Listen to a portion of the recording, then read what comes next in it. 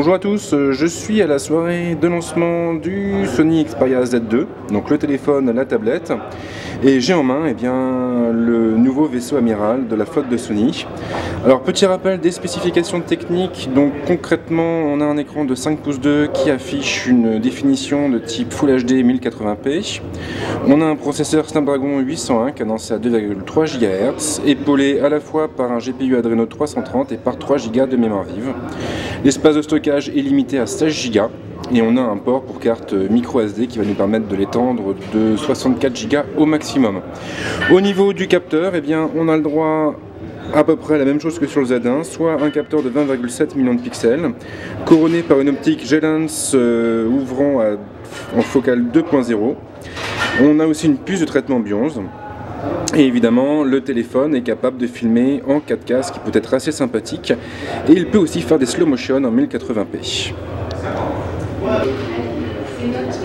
Au niveau du design, on est sur quelque chose de relativement proche au Z1, bien évidemment. Aucun bouton physique en façade, Sony a opté pour des boutons tactiles gérés directement par Android. Les boutons physiques se trouvent sur la tranche droite du téléphone, c'est là qu'on va trouver le bouton de mise sous tension qui fait office de signature pour tous les terminaux produits par la marque. On a les deux boutons dévolus au contrôle du volume. Et nous avons le déclencheur qui se trouve en bas. Vous pouvez remarquer l'absence de trou pour la Dragon. En réalité, le trou n'a pas disparu, il a été déplacé de l'autre côté, sur le coin en bas à gauche. Sur la tranche gauche, on va trouver le connecteur qui nous permettra de poser le téléphone sur un dock et donc de le recharger ou de le synchroniser avec notre téléphone. Le changement le plus important finalement, c'est au niveau des trappes qui se trouvent de chaque côté du téléphone. On n'a plus qu'une seule trappe de chaque côté, une grande à gauche, une petite à droite.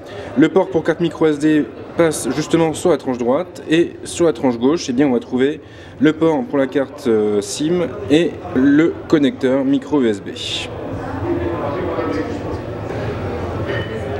Alors par rapport au Z1 que j'ai en main ici à droite, on est sur un gabarit qui est quand même relativement proche. Alors c'est assez remarquable puisque sur le Z2 on a un écran qui est un petit peu plus grand.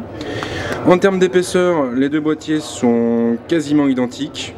Il y a peut-être quelques millimètres de moins pour le Z2, enfin en tout cas c'est ce que l'on voit sur la fiche technique du constructeur. Le positionnement des boutons est similaire. Donc finalement les différences les plus marquantes, c'est cette histoire de trou qui sert à la Dragon et ces fameuses trappes. À l'arrière, on retrouve la même disposition pour l'optique et le flash.